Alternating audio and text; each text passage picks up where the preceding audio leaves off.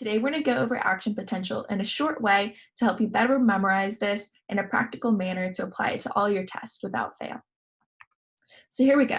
We have the graph that you typically always see in your textbooks. Over here, you have the voltage in millivolts, and down here, you have the time, which really just shows you that time is progressing, essentially. So here we go. And so the resting potential, where the cell is just vibing, doing its thing, not worrying about anything, is at negative 70. Negative 70. Negative is a negative sign, which means that the inside of the cell is more negative than the outside of the cell, which makes sense because it's negative. Well, when it's stimulated, all of a sudden it becomes super positive, which means it's depolarized. Polarized, as you probably know from your chemistry classes, means that they're separate. Kind of like if you hear of the medical diagnosis bipolar, they are two separate personalities, bipolar, which means down here it's super polarized, super negative on the inside, super positive on the outside.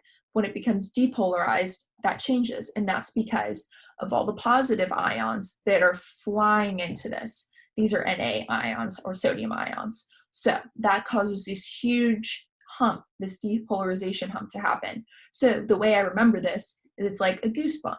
When you get cold, the stimulus, you get a massive goosebump, which looks just like this bump. And this is caused by the positive ions flying in, the Na ions cause to fly in there.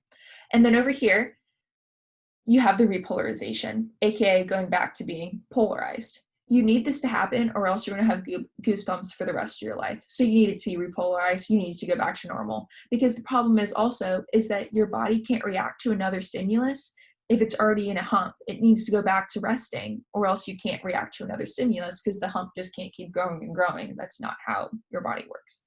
And so basically it needs to be repolarized, which means the positive needs to leave the cell in order to become more negative. The K ions go out just because K ions are like slower. And if you look at the periodic table, they're bigger. So like it kind of makes sense.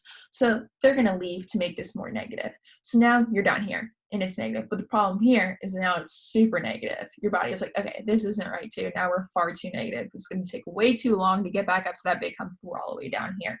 So then since you're all the way down there, what you're going to do is you use the sodium potassium pump.